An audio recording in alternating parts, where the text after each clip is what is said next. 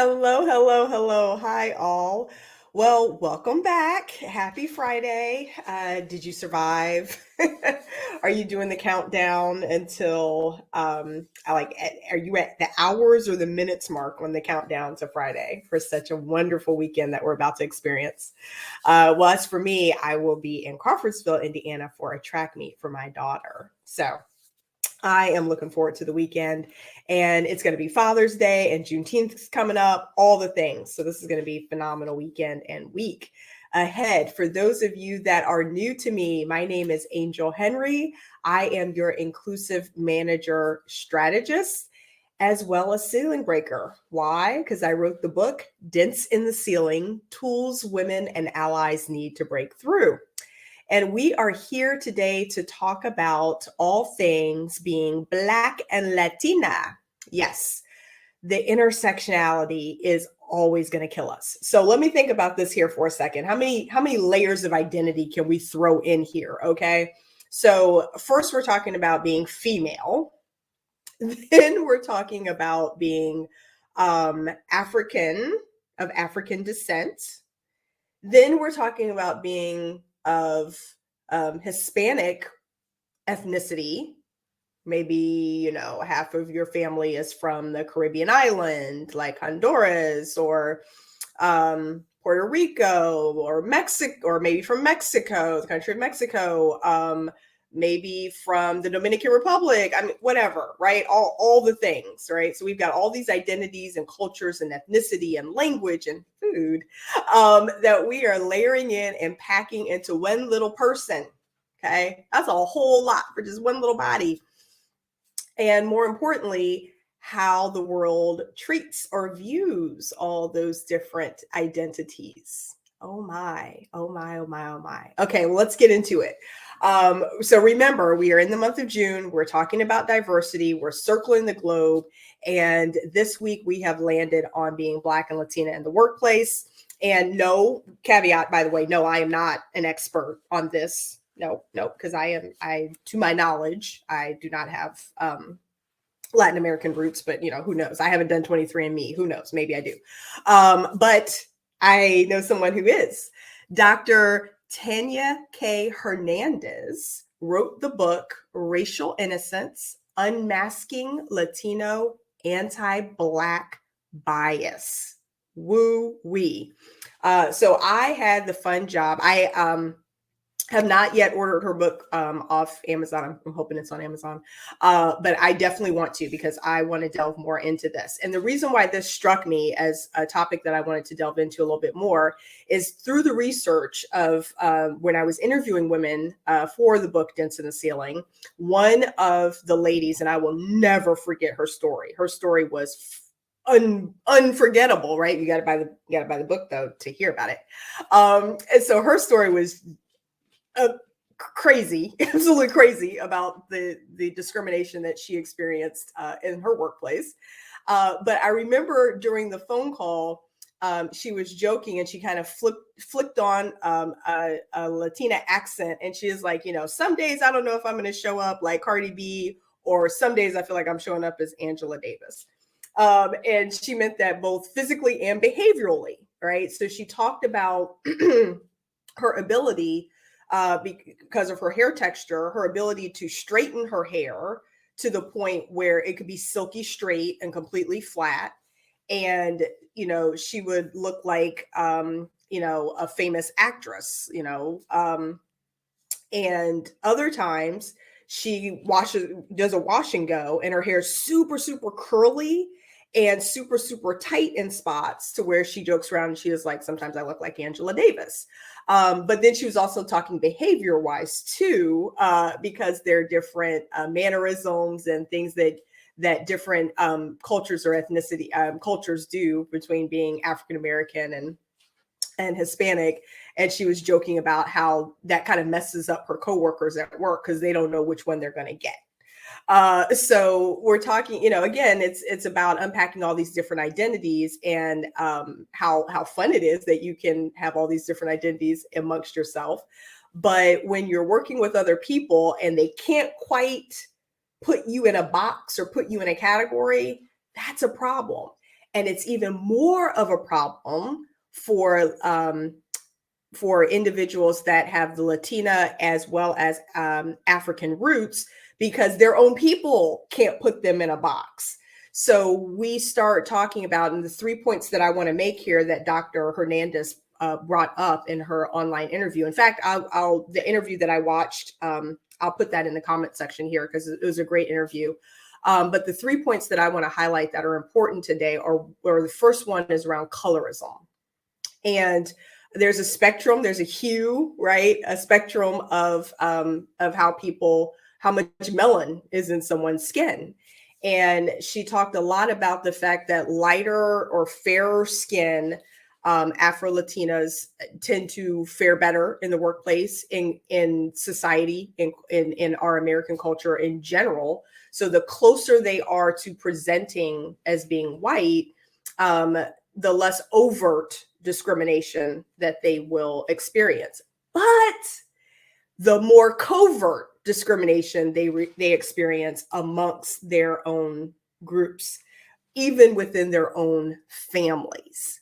So you can imagine if you happen to have a gentleman from, African descent, or maybe an African-American male, connects with a fair skin woman that is Latina, and has a Hispanic background, and they have 5 children. Well, those 5 children, who knows? It's a crapshoot. Thank you. Thank you, God, for genes and how they present themselves.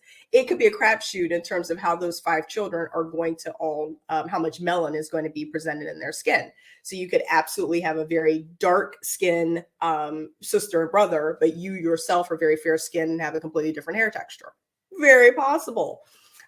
So there's a lot of talk amongst this population around the colorism that they experience, again, not just from society, but from their own family, where stories of how important it is to marry someone who is of a fair race, right? We want to make sure that you date and marry someone so that your children don't have darker skin. Okay, so we experience this obviously when you have biracial couples between Caucasian and African American, but it absolutely happens in this community as well. So colorism, absolutely a key here. The second is the double bind of not being enough one or the other. So oftentimes women, individuals, when they're showing up at work, you're like, oh my goodness, which ERG do I pick? Can I be in all of them? Can I be in the women's ERG that's tends to be mostly made up of white women, but I want to be over here in the Latino ERG, which is men and women from having a Latino or Hispanic background, but also too, I want to be over here in the African American ERG because half of my family, or I'm mixed, or my dad is African American. I was raised primarily with him, so I really identify with that community. So I want to go over there too. Where do I go? All right. So that's another thing about how it shows up at work. You're like, I gotta go to 3 meetings and be a part of 3 committees because I have all these different identities that I resonate with, that I want to celebrate. But that's a time suck. that's a lot of time, right? 3 meetings, 3 committees, all the things that you're doing at work, plus all the events, right? So, but it's like, it's on one hand, it's funny, haha, but on the other hand, it's like, no, this is serious, right? I have multiple identities, and I don't fit in a box. There's no category for me to check, or I have to check multiple circles, right? And what that really does mean when I'm interacting with other people. Because again, we have, as you all know, I talk about all the time, unconscious bias, and we're moving super fast. And one of the things that trips us all up is when we're moving too fast, we bucket and categorize people and things. People and things get categorized and bucketed. And so if I have a bucket or a category for traditional stereotypical Latinas versus African Americans, and here you come along and you're a little bit of both, my brain is like, I don't have a bucket for this person. So I don't know how to interact with them. And that could lead to some pretty awkward conversations at work or interactions if the person doesn't know how to treat the other individual. Happens all the time. And then lastly, the third thing I want to talk, that I don't have time to unpack this completely, is around individual versus structural or systemic systems of exclusion.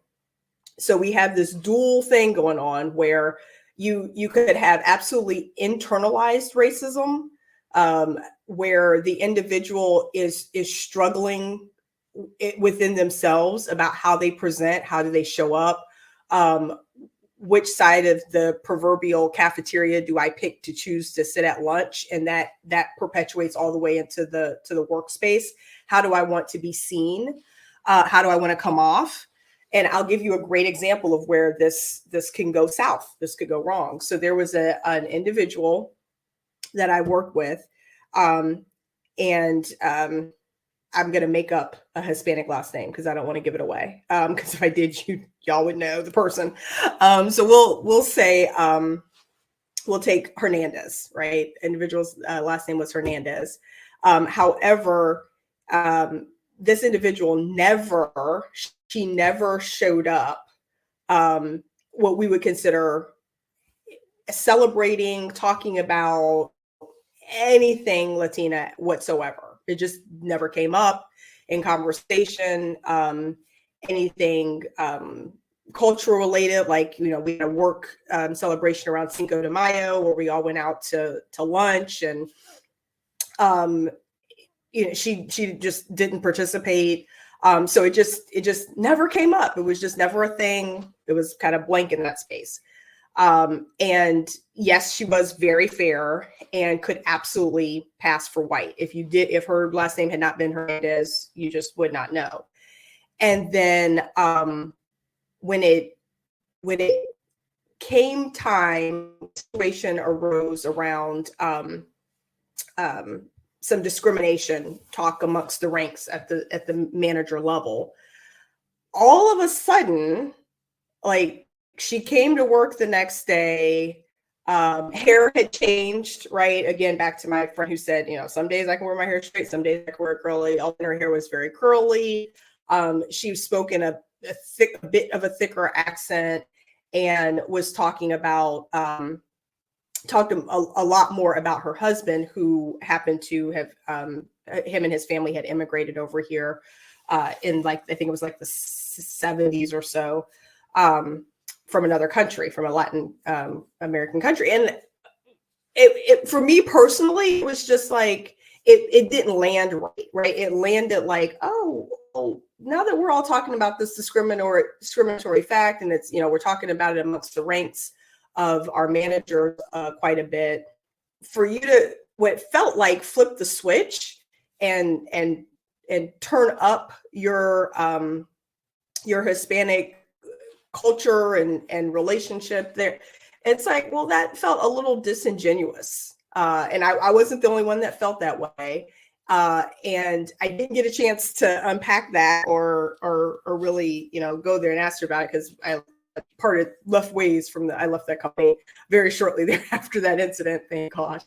So I didn't get a chance to unpack that, but and I have no idea where that came from. I'm not going to assume. There's a myriad of reasons what went on with her as to why that happened or didn't happen that way.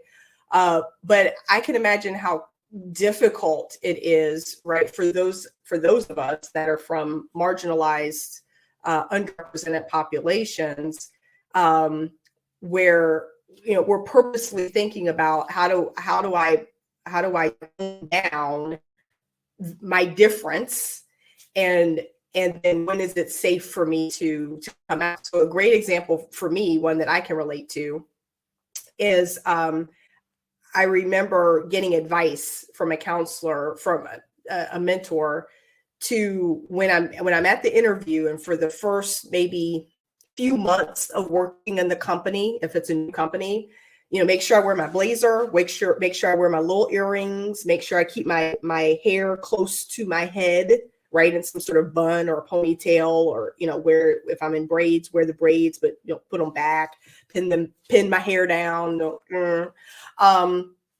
all these things to, I guess, appear that I have assimilated. And then as I get comfortable, as they get to know me, as they get to know my work product, as they get to know that my performance is stellar, then it's okay to shake it up a little bit and maybe wear the hair out, maybe wear bigger earrings, maybe wear something a little more colorful, kind of get back to me, if you will. So that's interesting, because I don't know if that's what was going on with that individual or not. But it's all these extra things. So in summary, because I could go on and on and on with examples. If you are a VP or a DE&I officer, or someone who is watching this from the majority culture, just know that there is a lot under the surface. This is like an iceberg. So your direct reports, your peers, the people in your organization, your staff, are an iceberg, and you are only seeing a tip, just a little tip, of who they are. And there is a whole wealth and breadth of that's more under the surface. And it's not until you engage with them at a deeper level that you're going to find out and really be able to relate. So sharing lived experiences with a person from another race or ethnicity is key to understanding and to creating and cultivating an empathetic and inclusive workplace. Okay. So we touched on some pretty meaty topics around colorism, individual versus structural racism, the double bind of which category do I pick? I don't fit in a category at all, and what that might mean and how that might show up at work. And then again, there's so much more by the expert in this space, which is Dr. Tanya Hernandez. Her book is Racial Innocence. There's